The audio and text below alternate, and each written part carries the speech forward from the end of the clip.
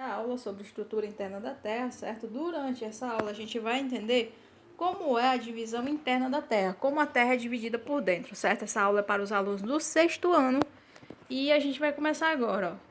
Primeiro, pessoal, em que planeta a gente vive? Certo? Na Terra. Então é sobre ela que a gente vai estudar agora, ou seja, quais são as divisões que nós seres humanos criamos para a Terra, certo? Para facilitarem os nossos estudos sobre o planeta Terra, certo? E os eventos naturais que acontecem, que ocorrem com ele, certo? Ó, o que existe no interior da Terra, pessoal? A primeira pergunta que eu faço a vocês, na verdade a segunda, né?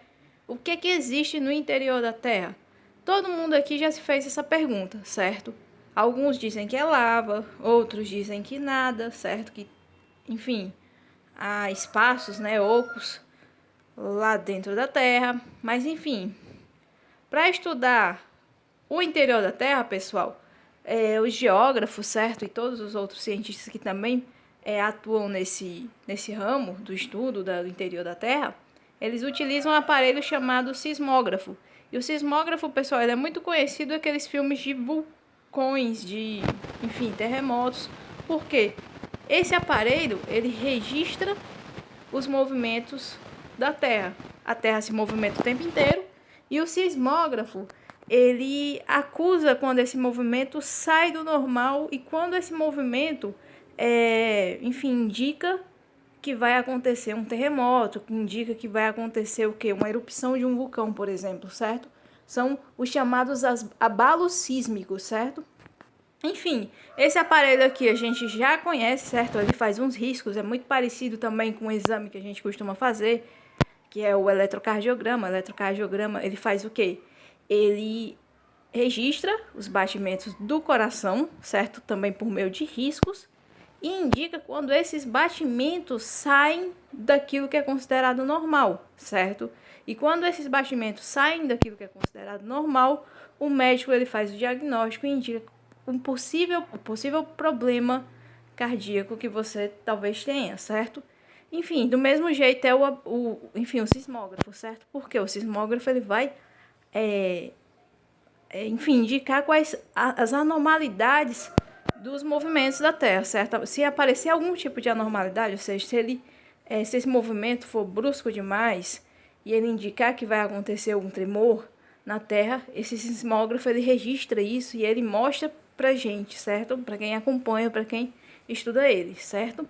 É aqui um texto falando sobre a função dos sismógrafos, né? Aqui, ó, o interior do planeta Terra ainda é uma região inexplorada pela humanidade. Até agora ninguém chegou a explorar todo o interior da Terra. É praticamente impossível que isso aconteça.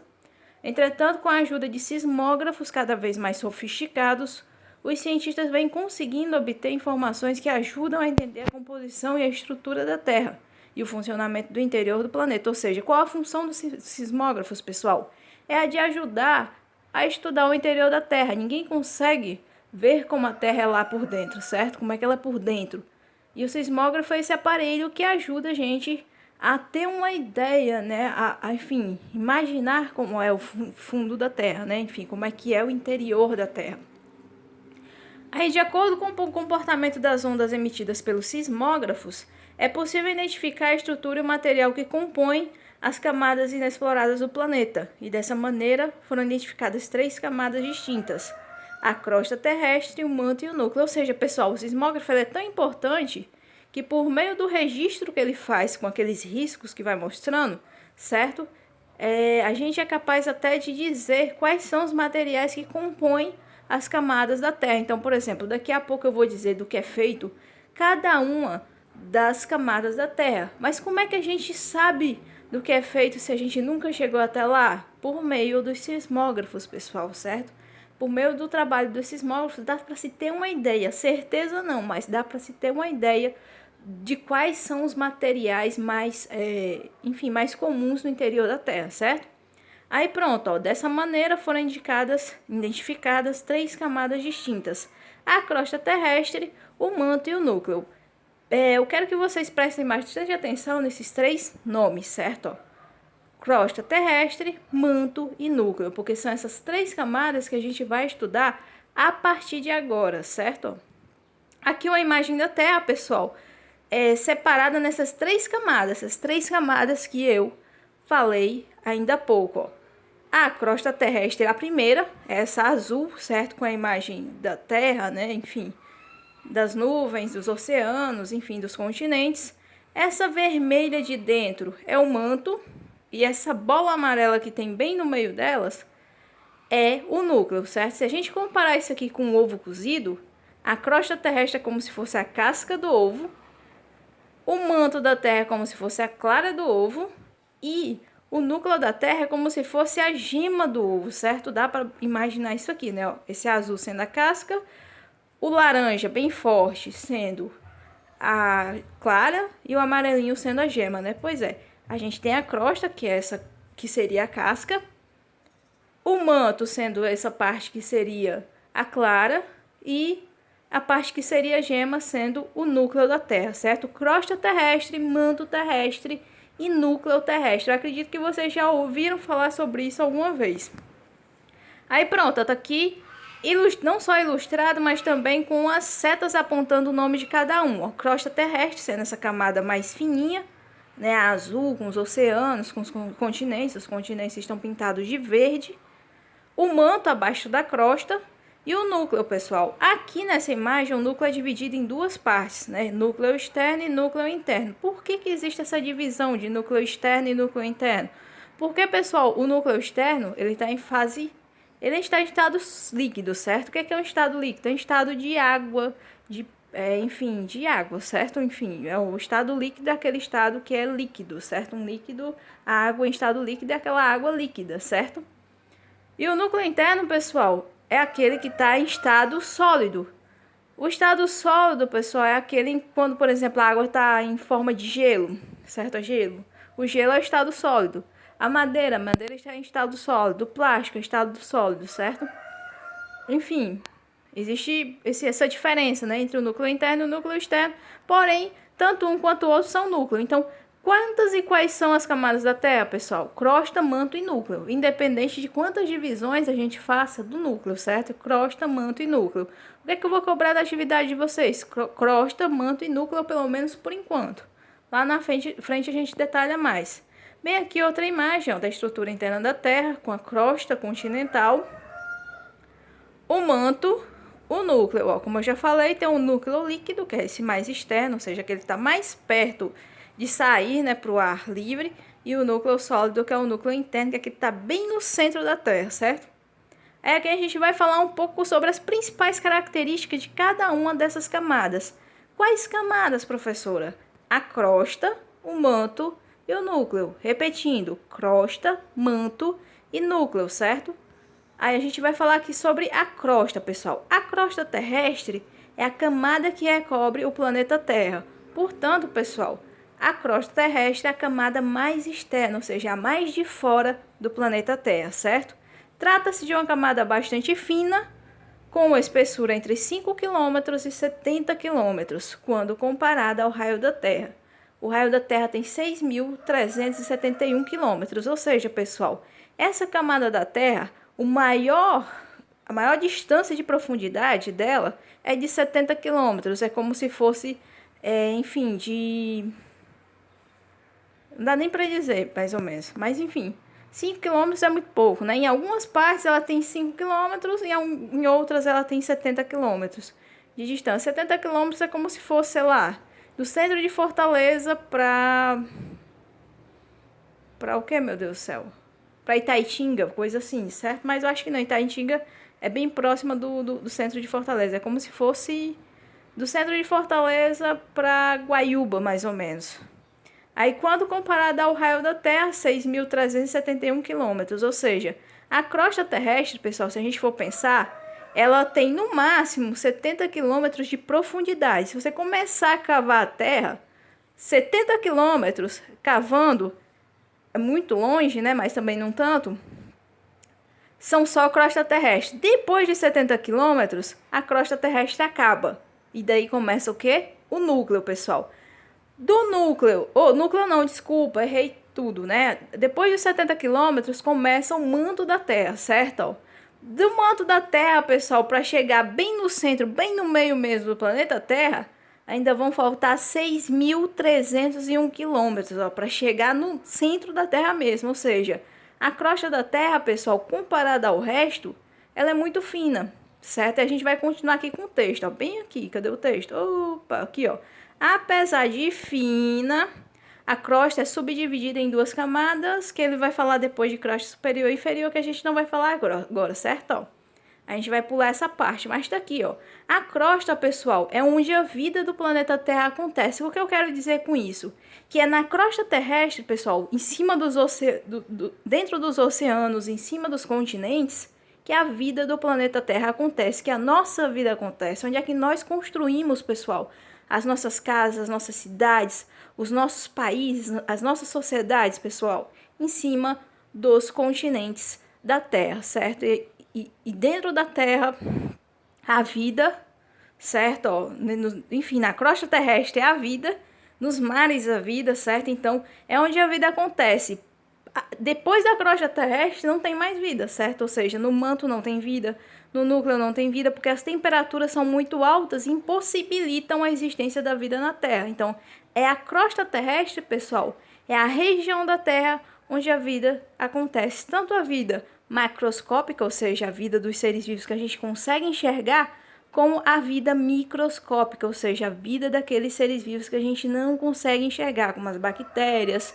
Enfim, certas bactérias são um exemplo de seres microscópicos, seres que a gente só consegue ver por meio do quê? Do uso de um aparelho de microscópio, certo? Então a gente continua aqui, ó, com o texto, né? A crosta é onde a vida acontece. Agora a gente vai falar sobre o manto, ó. O manto, pessoal, como a gente já viu lá naquele desenho, ó, ela é a camada que vem depois da crosta, né? Começa com a crosta, a gente cava, 70 quilômetros. Depois de 70 quilômetros começa o quê? O manto da Terra, certo? E o que é que tem no manto da Terra, pessoal? Ó, o manto da Terra, pessoal, abaixo da crosta, localiza-se a descontinuidade de Mohorovičić, certo? Essa descontinuidade, pessoal, é como se fosse uma fronteira entre a crosta terrestre e o manto da Terra, ou seja, é onde termina a crosta e começa o manto, pessoal. É que nem no município aqui de Fortaleza, por exemplo, ó. No município de Fortaleza, a gente tem limite com fronteira com Caucaia, fronteira com Maracanaú, fronteira com Pacatuba, fronteira com Itaitinga e com Eusébio, certo? Onde tem sempre aquela região de onde começa a Fortaleza e onde termina o município de Maracanaú, por exemplo, que é o mais próximo de vocês, certo? Ó, onde termina, tem lá uma divisão, né? Aqui termina Maracanaú e aqui se inicia Fortaleza, ou aqui termina Fortaleza e se inicia Maracanaú, certo? Caucaia do mesmo jeito, Pacatuba do mesmo jeito, Itaitinga do mesmo jeito e Eusébio também. Então, do mesmo jeito, pessoal, existe uma fronteira entre a crosta terrestre e o manto terrestre, ou seja, onde termina a crosta e onde se inicia o manto. E essa fronteira, ela recebe o nome de descontinuidade de Mohorovičić, certo? Aí essa descontinuidade, né, eu vou continuar aqui no texto, ó. Opa, essa descontinuidade, ó, marca a divisão entre a crosta, que é constituída por rochas maciças, e o manto, formado por magma. O manto se estende entre aproximadamente 30 km e 2.900 km de profundidade. Ou seja, pessoal, o manto, ele tem uma profundidade maior que 2.800 km. Ou seja, se a gente tinha uma crosta, que se você cavando... enfim, o mais fundo que você tinha que cavar era 70 quilômetros. Agora, para chegar no final do manto, você tem que mergulhar dentro do magma, né? Porque não tem mais nada que cavar, agora é só magma. Nadar por dentro do magma 2.800 quilômetros, pessoal. Magma, certo? O que há no manto é magma, certo? Ó, o manto é formado por magma, tá bem aqui, ó. O manto formado por magma, certo? E o que é o magma, pessoal? Magma é aquilo que é expelido pelos vulcões durante a erupção. E o que é expelido pelos vulcões durante a erupção, pessoal? Rocha derretida, ou seja, aquilo tudo ali é pedra. Pedra exposta a uma temperatura muito alta, tão alta que ela derrete e, enfim, aquilo ali é liberado pelos vulcões, certo? Então tá aqui, ó, o magma é composto por silicato de ferro e magnésio, ou seja, tudo ferro, certo? Ó.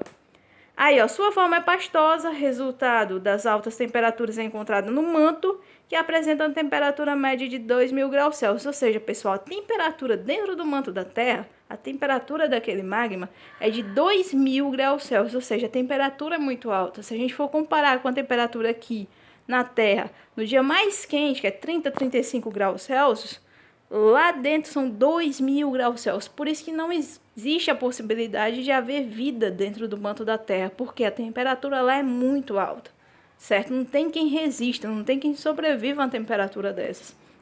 Aí, por ser pastoso, o magma está em constante movimentação. Quem aqui já viu água fervendo, pessoal, você vai ver que a água ela faz o quê? Não façam isso em casa, certo? Olha a água fervendo, mas enfim.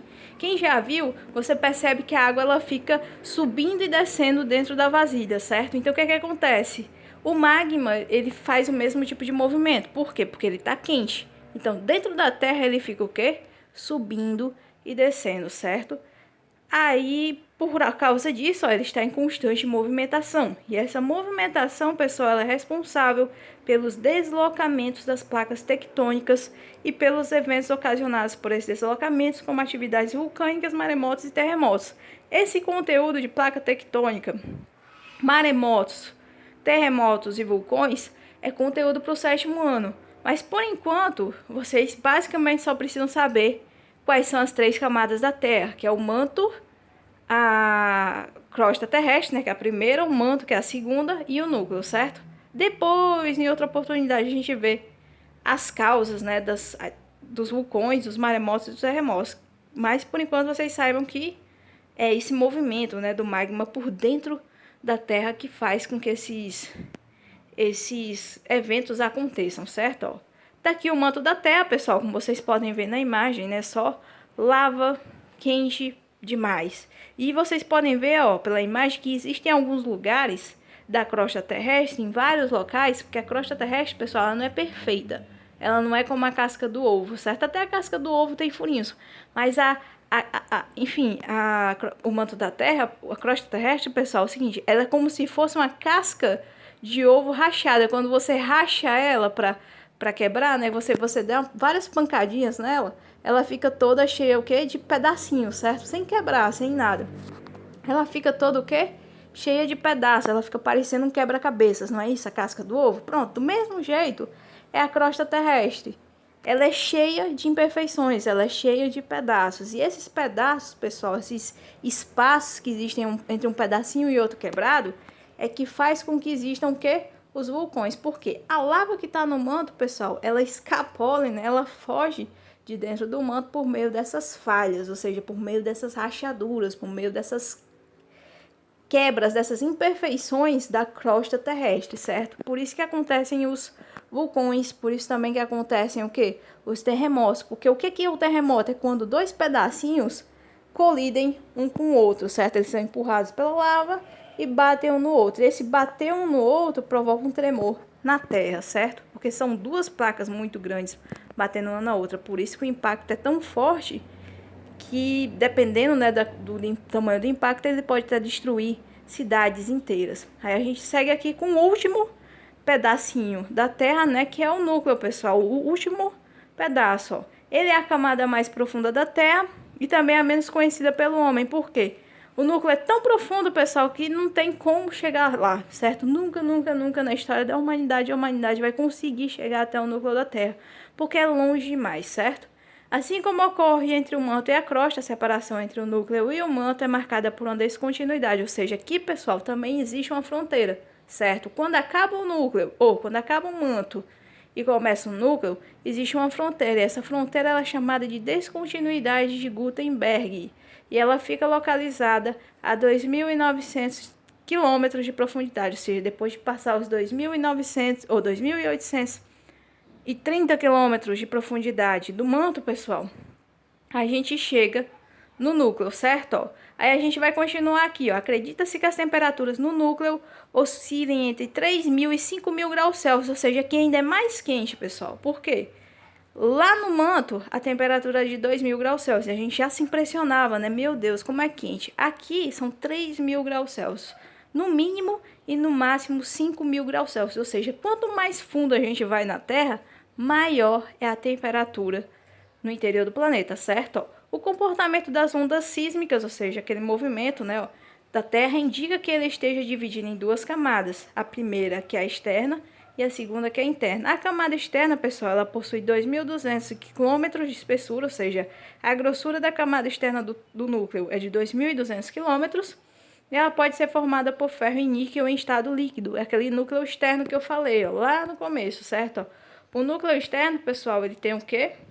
Ele tem estado líquido. E o núcleo interno, pessoal, ele é estado sólido, ou seja, ele é uma bola de ferro gigante formada por ferro e níquel em estado sólido devido à alta pressão exercida sobre ele. Como assim? Por que lá dentro o núcleo da Terra ele é sólido? Acredita-se, pessoal, que isso aconteça porque lá a pressão é tanta, né? Tanto material em cima desse núcleo que não tem como ele estar em estado líquido também. Ele tem que estar em estado sólido, certo? Ele é como se fosse o eixo da Terra, né? Esse núcleo da Terra ele também funciona como o eixo da Terra, assim como é o eixo de uma roda de bicicleta, de uma roda de carro, certo? Esse núcleo interno, esse núcleo sólido, esse núcleo formado por ferro e níquel, ele é uma bola de ferro gigantesca, né? Com nada mais nada menos que 1.200 km de espessura, ou seja, 600 km para cada lado, que gira dentro do interior da Terra, certo? Qualquer dúvida, deixem lá no grupo do WhatsApp. E eu vou terminando por aqui porque tá ficando longo demais, ó, são 21 minutos. Até a próxima!